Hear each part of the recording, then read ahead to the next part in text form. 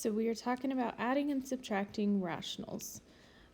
So here are the steps. So first thing, you need to get common denominators. You might have to factor first in order to get those common denominators.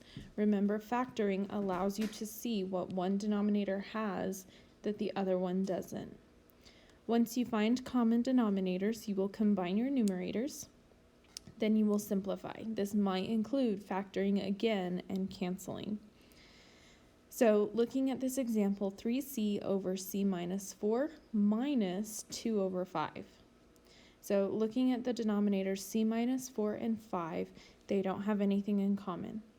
So I am going to multiply each fraction by the opposite denominator. So I will multiply this one by 5 on top and bottom, and this one by c minus 4 on top and bottom. So what I get is 15c over 5 times c minus 4 minus 2 times c minus 4 over 5 times c minus 4. Now we want to combine the numerators. That will involve distributing this 2.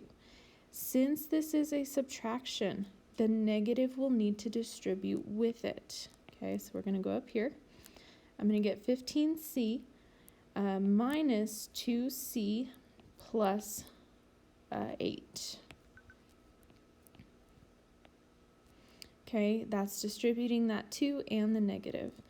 And this is all over 5 times c minus 4. Combine your numerators more.